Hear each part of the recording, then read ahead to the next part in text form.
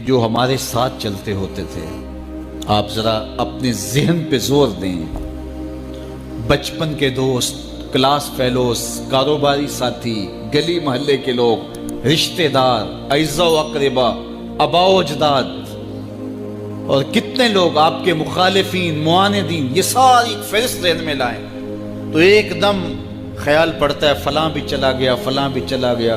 کوئی سال کے بعد اچانک کوئی بات یاد آتی ہے تو یاد آ جاتا ہے، کوئی 6 ماہ کے بعد یاد آتا ہے۔ کئی ایسے لوگ ہیں کہ سال ہا سال بعد یاد، ہاں وہ بھی ہوتا تھا۔ مٹی کا رزق بن گئے، قصہ پارینہ بن گئے۔ کہانی تو اتنی سی ہے نا، جو اکڑ اکڑ کے چلتے تھے آج وہ مٹی کا رزق بن گئے ہیں۔ جو اپنے بدن پہ چٹکی مٹی بھی نہیں پڑنے دیتے تھے آج ان کے کفن بھی تار تار ہو گئے۔ حضرت غوث اعظم فرماتے ہیں قبرستانوں میں جا کے دیکھو کیسے کیسے حسینوں کی مٹی خراب ہو رہی ہے۔ اللہ اکبر، بدن خاک میں مل گئے، ہڈیاں چور چور ہو گئی، ریزہ ریزہ ہو گئی، قبروں کے نشان بھی مٹ گئے، کتبے بھی ٹوٹ گئے، مٹ گیا مشتاق دل سے رنگے یاد رفتگاں، پھول مہنگے ہو گئے، قبریں پرانی ہو گئی۔ کون کسی کو یاد کرتا ہے؟ اور اسی طرح ہم مل کے مٹی کا رزق بننے والے ہیں، لیکن کوئی ایسا کام چھوڑ جائیں گے، اپنے رب سے جڑ جائیں گے، اپنے رب کے بندوں سے جڑ جائیں گے، رسول کریم کے دامن کو تھام لیں گے تو پھر موت بھی مرنے نہیں دے گی۔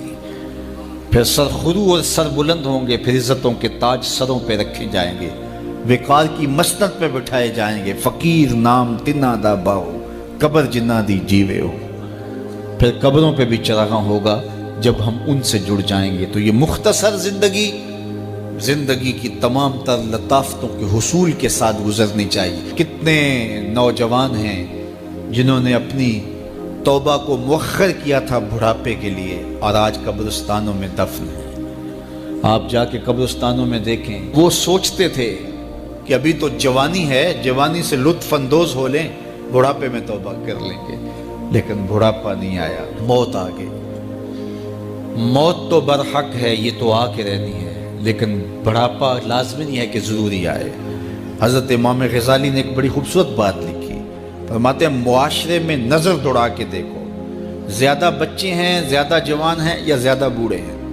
تو کہا آپ کو بچے زیادہ ملیں گے۔ ہر گھر میں دیکھ لیجئے، بچے زیادہ ہوں گے، جوان ان سے کم ہوں گے، بوڑھے ان سے کم ہوں گے۔ تو اگر بوڑھے تھوڑے ہیں، جوان زیادہ ہیں، تو غزالی فرماتے ہیں پھر بات سیدھی سیدھی ہے، بڑھاپے تک کوئی کوئی پہنچتا ہے، زیادہ جوانی میں چلے جاتے ہیں۔ اور کہا کہ اگر جوانوں سے بچے بھی زیادہ ہیں تو پھر اس کا مطلب بھی سیدھا سیدھا ہے کہ جوانی تک سارے نہیں پہنچتے، بہت بچپن میں چلے جاتے ہیں۔ غرہ کس پہ، ناز کس پہ، غرور کس پہ، تکبر کس پہ؟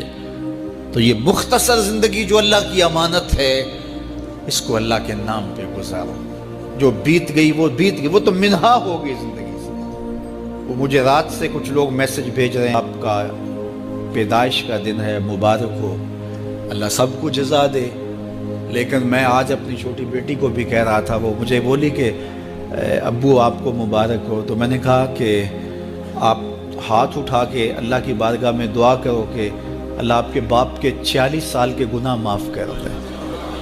یہ تو زندگی گزر گئی ہے، 46 سال میرے ہاتھ سے نکل گئے ہیں، میں الٹا بھی لٹک جاؤں تو یہ میرے ہاتھ نہیں آ سکتے۔ اگر میں نے اچھے گزارے ہیں تو مجھے مبارک ہو اگر قبول ہو گئے ہیں، اور اگر اچھے نہیں گزرے تو مجھے توبہ کرنی چاہیے، زندگی کی کوتاہیوں سے توبہ کرنی چاہیے۔ ہم سمجھتے ہیں ہم بڑے ہو رہے ہیں، حقیقت میں ہم چھوٹے ہو رہے ہیں۔ ہم اپنی زندگی کے اہداف طے کریں، زندگی کے مقاصد طے کریں، ساری زندگی اس کے گرد سفر کرنی چاہیے۔